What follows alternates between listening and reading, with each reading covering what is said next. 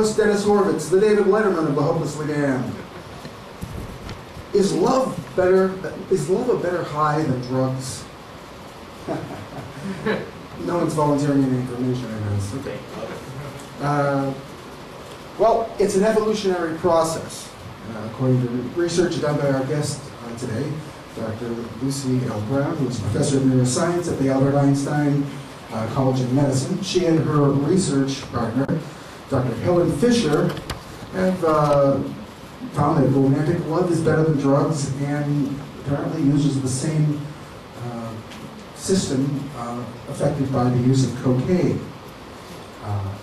But the euphoria from love, having evolved naturally, causes far fewer problems.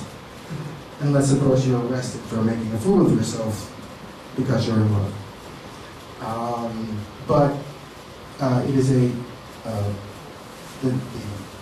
I guess the electrochemical, whatever, I'm not a scientist, as you can probably tell. The process involved in what we call love is physiological, and it has an evolutionary advantage, reproduction, because there's no evolution without reproduction. Drs. Brown and Fisher have been studying the brain, the physiology of love since 1996, and have found, among other things, 3 stages of love: lust, romantic love, emotional attachment. So the need for, as our publicist Jane Farrard says, the need for moonlight and roses is hardwired into the brain. And here to help us read the schematic is Dr. Lucy L. Brown. They were instructed to think romantic thoughts when they saw their beloved. One young woman said, I remembered the night we walked to the 7-Eleven at midnight and we, bought some Entenmann's cake and walked back hand in hand, right? So you never know what people are going to come up with. And the neutral person, well, I sat with her watching TV. So here you now, of course, you're all kind of just beginning neuroanatomists, so you recognize these horizontal brain sections here, right? These are,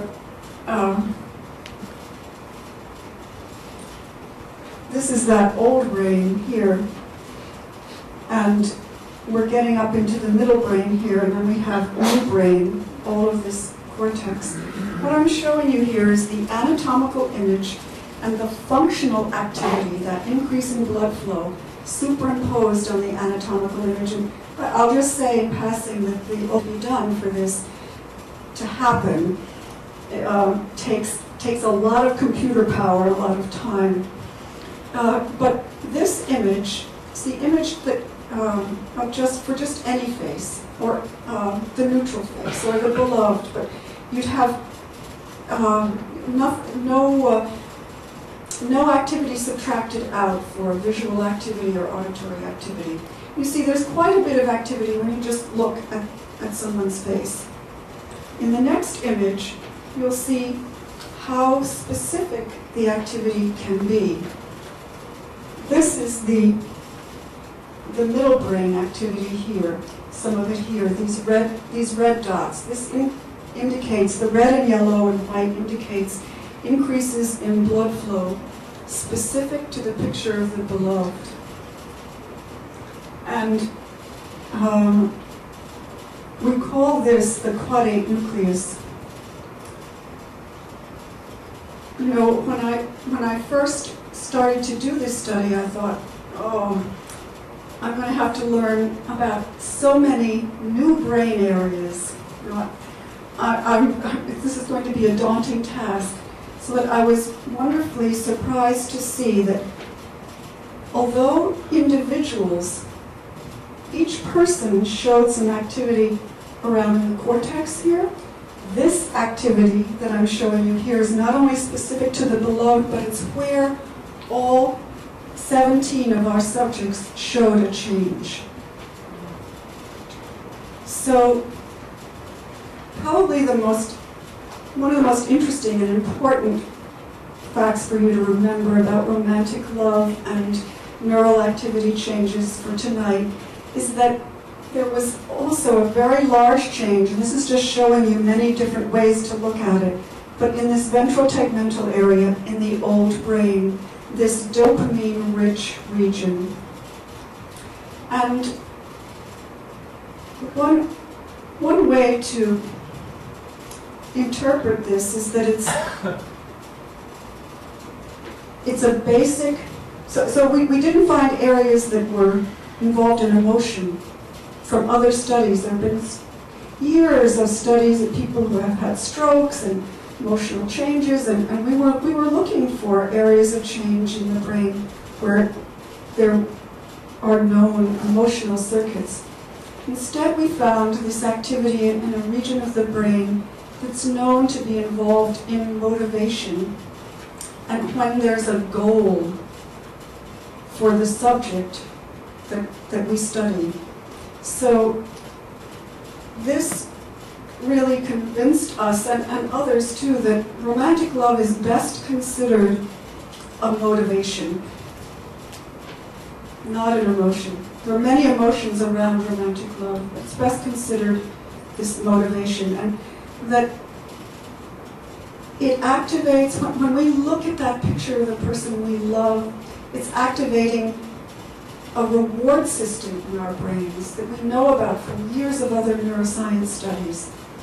And we know that this area of the brain is active too when a cocaine addict gets an injection of cocaine and they're feeling high.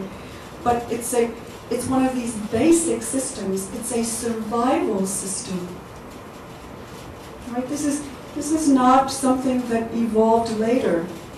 This is a system that evolved early in mammals for our survival and to orient us to food and water. It's like the other person is more like food or water.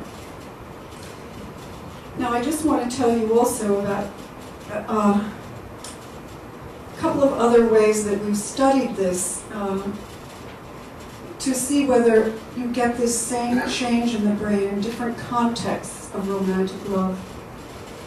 And Art Aaron, as a social psychologist, had noted that there were some people in questionnaires who said after 10 or 15 years of marriage that they were still in love with their partner. Now, most people don't say that. Most people say, after 2 or 3 years or so, love, it changes. Maybe an attachment sets in. That's probably the best way to think of it. So the people who say, oh no, it's just like, I've been married for 10 years, it's just like the first 6 months. These are unusual people. And the psychologists had often wondered, is this a personality thing? Do they have to make the world believe this? Is there some need they have to say that they're still in love? And finally, here was a physiological measure that could be used to test whether these people really were like the younger, in general, the younger people who were in the early stages of romantic love. And I didn't believe they possibly could. I didn't think it was possible to be married to someone for 20 years. First, when we started the study, it was people married 10 years or more. That's how we recruited them as subjects. And we wound up with people who were, the average length of the relationship was 20 years. And it turns out there are lots more people out there than we thought.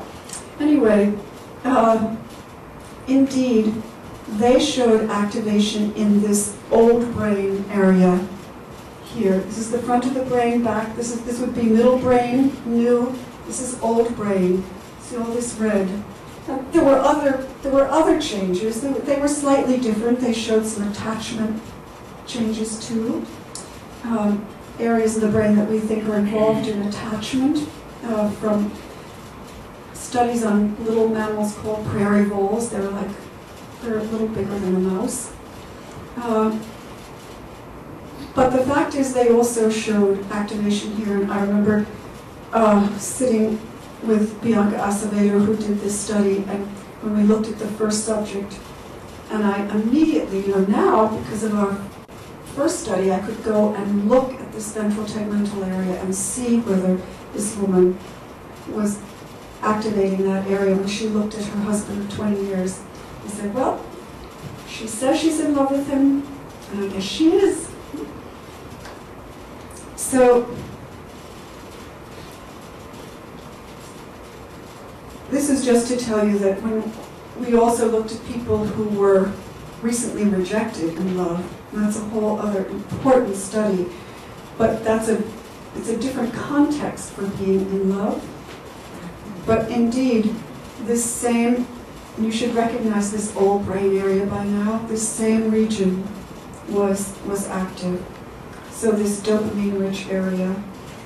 And then, finally, just to tell you about this area that's critical to pair bonding in prairie voles. This is a slice through the brain this way, and this happens to be called the globus pallidus. But this part of the brain, that activity, those yellow squares are telling me that the activity in that part of the brain was correlated with the length of the relationship in our subjects. So the longer the relationship, the more activity we got in that region. And we've reproduced that certainly in the people who were married for 20 years also. So this is another piece of evidence that our attachment systems, our basic reproductive system, it's not just a human thing. This is something that has evolved. This has a physiology that neuroscientists can now begin to address and ask questions about. So the data suggest indeed that romantic love is a developed form of a mammalian drive to pursue preferred mates. It's these primitive systems that show up early in mammalian evolution. That also, it's a motivation. If you all walk out of here tonight remembering that romantic love focuses us, motivates us. We're focused on one person. That person becomes something like food to us. It helps to understand why people go a little crazy, actually, when they experience withdrawal from that person, too. And why they will do what seem to us almost irrational things sometimes. It's like being very thirsty. And we did find that sexual arousal and romantic love involve different systems when we compared our data with other studies. So this is a working model that we have, just for you to see that the old brain provides dopamine to this middle brain, and it's the new brain that provides all the information to the middle brain about what the person looks like, maybe memories from your childhood, your primary caregivers. You need brain systems to focus your attention. There are autonomic changes in your body when you look at this person. So you have areas of your brain that really combine all of this information, especially in the middle brain. I mean, all over combinations are happening. But we can think about new, middle, and old brain. This helps us to understand some behaviors as important to evolution. But we can also keep in mind that these regions of the brain are always working together, too. And I think I'll stop there and take questions. Gotcha. I have a question, actually. You referred to the old brain. Wasn't that called the reptilian brain? You could call it reptilian. Right. Yes, I've said old brain, but many people call this the reptilian brain. It's just lower parts of the brain. It's parts of the brain that control reflexes like swallowing, like being able to stand up against gravity, as I'm doing right now. These are basic functions. it's interesting, that are working at the unconscious level. I'll call it unconscious. I don't have to think about controlling every single muscle in my legs. You just stand up, and that's a good thing. And so it's interesting that the systems that are so important for romantic love are also working at this level. I know that years ago I had read an article regarding use of crack cocaine, and apparently one of the reasons why crack cocaine is so addictive is because the first time you use it, so the dopamine basically do the molecules basically fit into the receptors, the same receptors in the brain. When you're falling in love, is that the whole thing? Is it possible to blow out your brains falling in love? Is it possible to blow out your brains with when you fall in love because of the dopamine activation? So, of course, not literally. Not literally. So, first of all, we're at the very beginning of these studies. So we've been looking at the and we're just making associations with the same areas of the brain are active. Of course, other neuroscientists have been looking at the receptors for dopamine in these reward or pleasure areas, and it's very likely that I can at least say it's the same systems that are being used for romantic love. You know, as a matter of fact, it probably explains drug addiction better than drug addiction. So, indeed, how does this relate to religion? So, people have asked me from time to time, they've said, okay, you're studying romantic passion. What about religious passion? Do you think it's the same? Do you think it's the same systems? And so, first I have to say, I don't know, but some people have been studying this. There are very few studies that done like ours, this functional MRI we call it.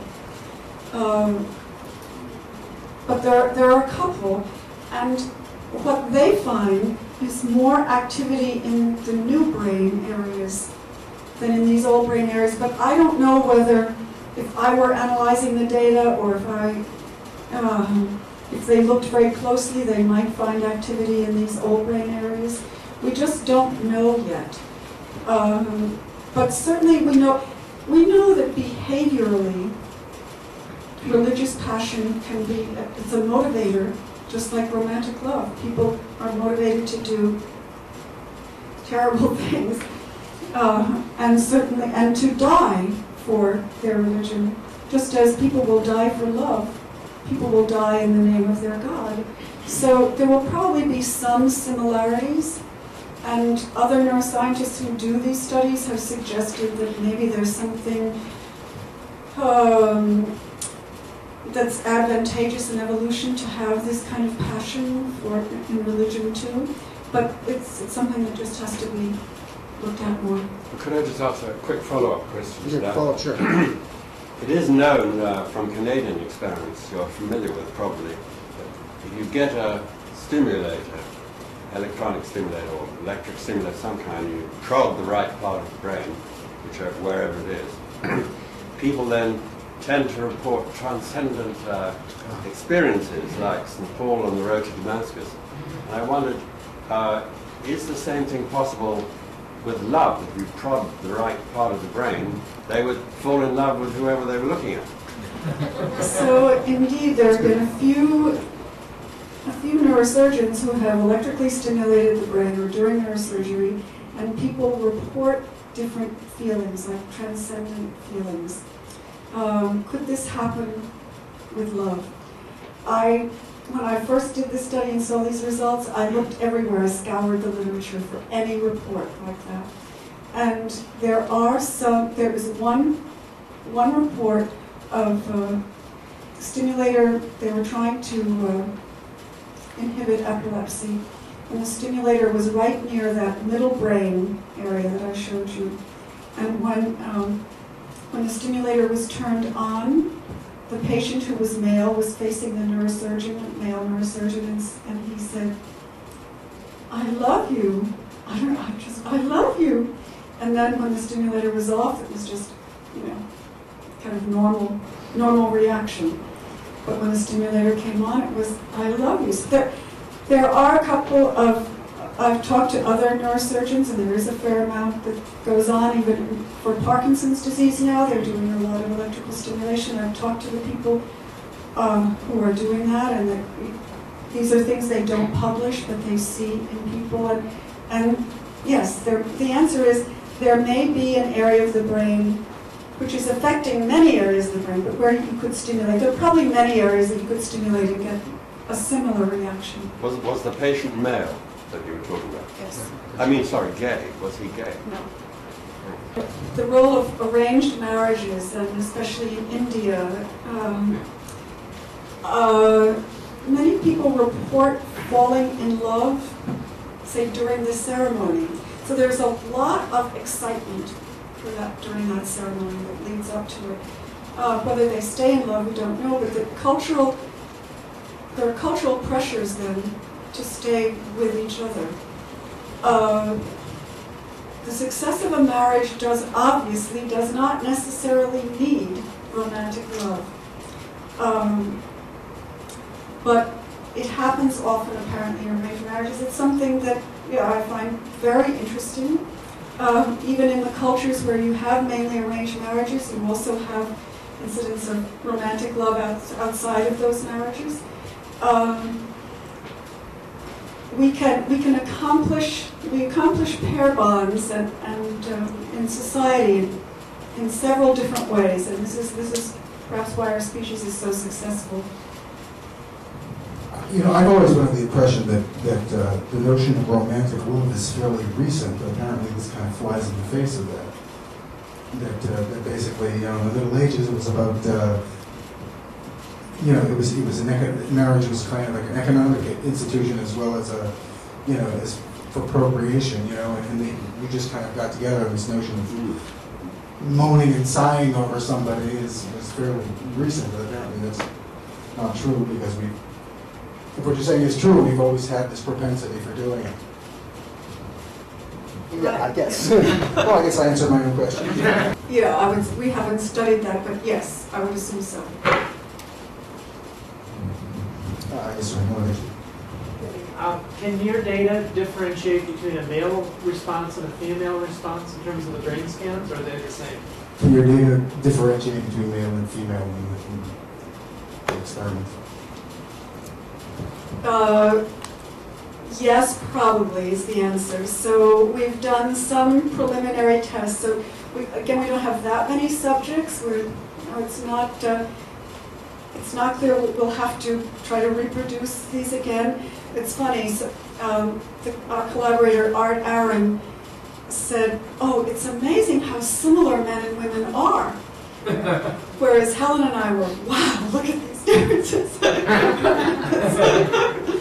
So typical man. No, I think both responses are great, and there were some differences that were. Again, this is looking backwards, but yes, for the men, areas of the visual brain were more active. This makes sense. Men tend to depend more on visual stimuli for attraction. And for the women, there were areas of activity in more frontal parts of the brain, more new parts of the brain.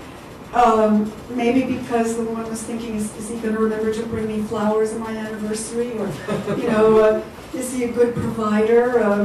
The women are perhaps thinking about more details about the other person.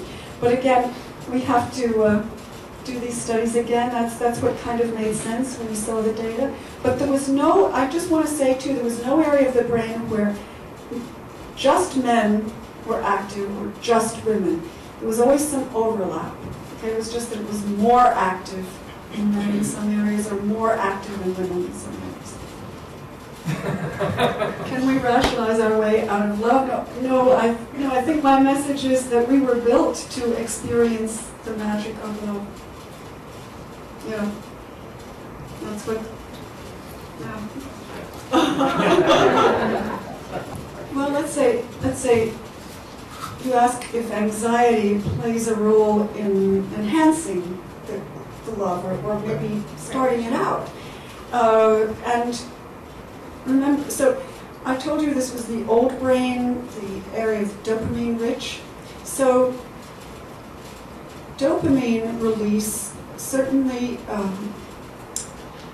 is associated with novelty. And activity in this same system is associated with novelty. And some danger, so arousal. The system is associated with arousal. So if you have your dopamine system going already, for some reason, like you're in a slightly dangerous situation, and you combine it with, you're with someone who you might be in love with a little bit, you may be able to boost that love a little bit. You're working on a similar system. In fact, one of the things that Aaron did after these studies was he did try to put couples in somewhat dangerous situations or novel situations. And what he does with his wife of 30 years or so himself is he goes on these walking tours. They go by themselves. They're slightly little dangerous, a little anxiety provoking. Right, when you're in France and you take a path, you don't know where you are at all, right? And you've been walking for 2 hours and suddenly the path runs out. Yes, he definitely thinks from his research that what you want to do is increase novelty, and maybe that's increasing the activity in this ventral tegmental dopamine rich system.